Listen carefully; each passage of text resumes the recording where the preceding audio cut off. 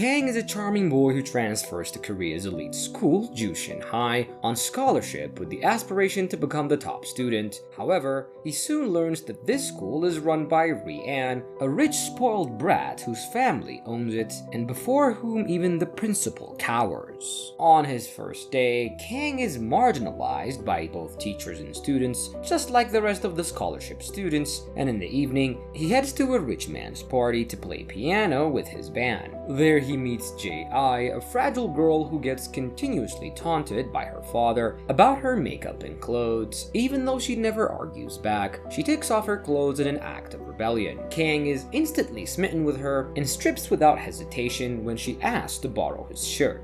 It turns out that this diva is actually Ri-an's girlfriend, who's been ignoring him for the last few months. However, she finally confronts him on a racetrack the same evening and challenges him to an auto race. After an intense battle, Ri-an loses and Jae breaks up with him without any hesitation. The next day, Kang gets lectured by other scholarship students about how he should stay within his limits and avoid interacting with the top brass, especially Jae, Ri-an, and their two besties. He further learns that he wouldn't even be here if it wasn't for the spot left by the poor students in Han, who died in a hit-and-run accident because he dared to cross Ri-an. This still doesn't get through his thick skull, and Kang tries to befriend Ri-an only to piss him off. Hye-Ra, one of Ri-an's two besties, takes pity on him and invites him to a party at her house. There, Kang gets drugged in the truth and dare game, and while he was still tipsy, he dared to kiss the prettiest girl at the party. Kang gets dressed up and heads to the room where Ri-an was unsuccessfully trying to win Jae back, and kisses her in front of everyone. And surprisingly enough, she kisses him back. The next day, Kang becomes the talk of the town, but it turns out he's secretly the twin brother of Han, the boy whom Ri-an got rid of, and is here to get revenge on all the culprits that were responsible. In fact, he only kissed Jae to aggravate Ri-an, and it works as he confronts Jae about it, but she tells him to touch grass and move on. This hurts Ri-an's fragile ego, and he orders his henchmen to get rid of Kang. However, as soon as they begin bullying him, their teacher Han intervenes. Later, Kang confronts Jae and apologizes for kissing her like that, only to turn on her by admitting that he enjoyed it anyway. At night, while Ri-an reminisces about their time together, Jae meets up with Woo-jin, Ri-an's best friend, and they talk about how they've been both hiding secrets, and Jae, who's being blackmailed by an anonymous person online, and Woo-jin, who's secretly sleeping with Miss Han. The next day, the class monitor and the principal's kid, Jae-Won, overhear the bullies plotting to harm Kang and warns him to stay away from them on the field trip. However, Jae later approaches him while attempting to escape an argument with Ri-an, and they cycle away to town. While it rains, they talk about her struggles as a chaebol's daughter and Kang's positive attitude about life before she offers to take him to her cottage to dry up his clothes. Things heat up as she confesses that she didn't dislike kissing him either, and meanwhile, Woo-jin meets up with Han, who tells him that she saw Kang entering Jae's cottage a while back. He immediately calls Ri-an, who in a fit of rage breaks into her house, along with the principal, moments before Jae and Kang share their second kiss. They accuse him of trespassing, but during the disciplinary meeting, Jae barges in and announces that she's dating Kang before taking his hand and dragging him out.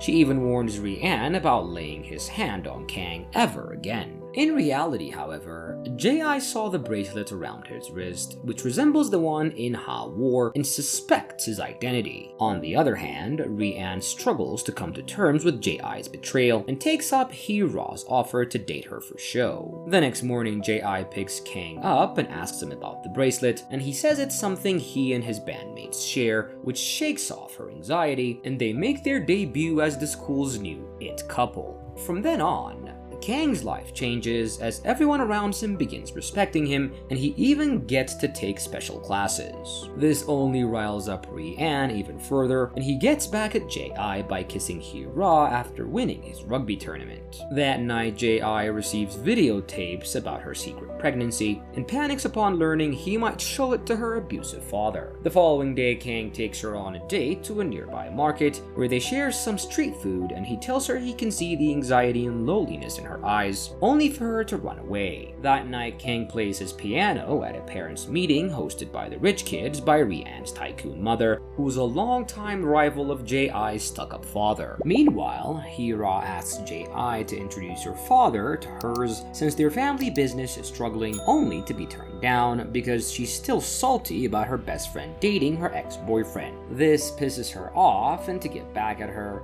Hye-Ra introduces Kang to Jae-I's father as his daughter's boyfriend, knowing well that he hates poor scholarship kids.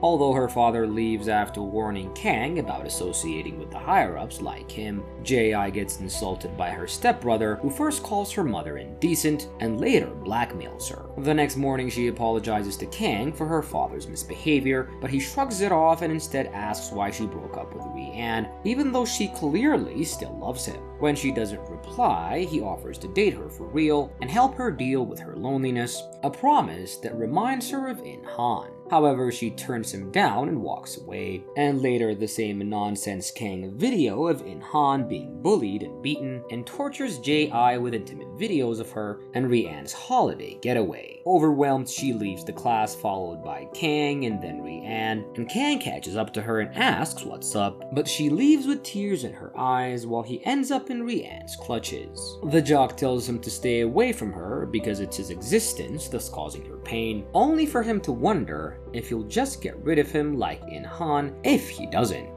This hits a nerve and Rian asks who he truly is, only for Kang to smirk. That night, Hye-Ra meets with Jae-I and tells her the culprit behind those anonymous messages is someone from Jooshin High. Furthermore, she confesses that she's always loved Rian and breaks their friendship, only to cry later. Afterward, Jae-I accompanies her father to meet with her potential future husband, the son of a rich tycoon, but sabotages their meeting by throwing up on his shirt after receiving threats from the anonymous person and suffering from a panic attack. She doesn't show up at school for the next few days, so Kang visits her holiday house after getting the address from Hye-Ra. There, during an argument, an emotionally unstable Jae-I confesses that she's caused someone's death and that someone was In-Han. She recalls how they became friends after he found refuge from his bullies at the school theater, and she from her stepbrother's blackmailing until Rian found them together. Back in the present, Kang confesses that he's In-Han's brother and came here to uncover the truth about his death. While she was heartbroken over being used for information, he begs her to help him, only for Rian to barge in and punch him in the face. As the two begin to beat each other up, Jae-I plays the victim and tells them both to stop. The next day, Rian visits his brother's resting place where he finds the fridge spinner Jae-Won uses. Later, the school learns about Kang's identity and threatens to expel him after reminding him of how worthless scholarship students are when compared to the rich ones. However, Kang records this conversation and pulls a reverse card on them, threatening to leak it if they expel him. Meanwhile, Rian meets with Jae-I and tells her that he loves her, but she leaves after telling him that she does not.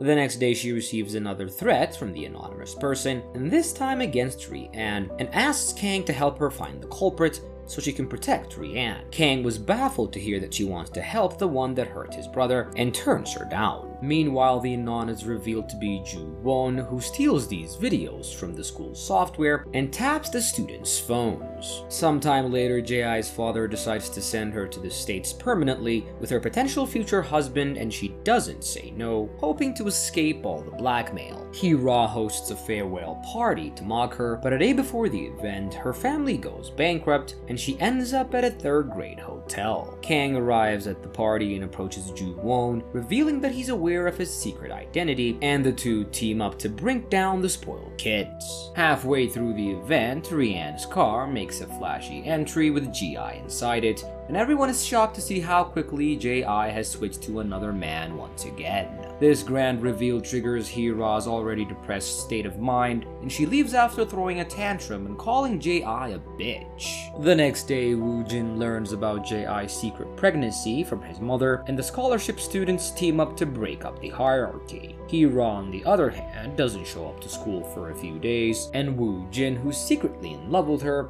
blames Ji for it. That night, Hye-Ra visits a nightclub where she meets Jae-I's brother, only to learn that the vulgar video of her and Ri-an was taken by him. The next morning, Jae-I meets with Kang and asks how he plans on exposing the truth about In-han, and he says he found who the Anon is, but since they share the same objective, he's teamed up with them. Although he reassures her that nothing that might hurt her reputation will be put on, Jae-I says she'll get in his way if he plans to hurt Ri-an. Hearing this, Kang declares war upon her too, and just decides to leave. Meanwhile, Han drives the car that crashed into In-han up to Woo-Jin's house and tries to threaten him with it. However, he still breaks up with her. The next day, Jae-I opens up to Kang about her pregnancy, citing it as a reason why she ran away to the US and broke up with Ri-an to protect his reputation. Meanwhile, Jae-Won sends the video to Ri-an, who upon learning it was taken by Jae-I's brother, beats him to a pulp, only to be stopped by Kang, who tells him to worry about Jae-I instead. As Ri-an learns about the truth, he tearfully approaches Jae-I and apologizes for leaving her alone, but she states that they can do nothing but part ways now. Later, she tells her father about the pregnancy and agrees to be sent away on the condition that she saves Hye-Ra's family from bankruptcy. As more and more evidence piles up, Kang takes it to the police, which riles up the rich students who begin taking it out on the poor ones until Jae-I takes a stand and tells them that they're the ones in the wrong and not the ones they outcasted. She later apologizes to Kang for what happened with In-han and bids her last farewell. As she leaves, he asks if she ever, at any point, genuinely felt something for him, and Jae-I smiles and says no, but he calls her a liar. Meanwhile, Woo-Jin submits proof of his and Han's relationship to the principal, who fires her and later reveals to Jae-I what truly happened the night In-han died. When he was running away from his bullies, he accidentally walked in on him and Han, after which he hysterically ran after him to stop him, but he didn't and ran out to the streets. She followed him after in her car and crashed into him, but since the car belonged to Woo-Jin's father's employee, he covered up the incident.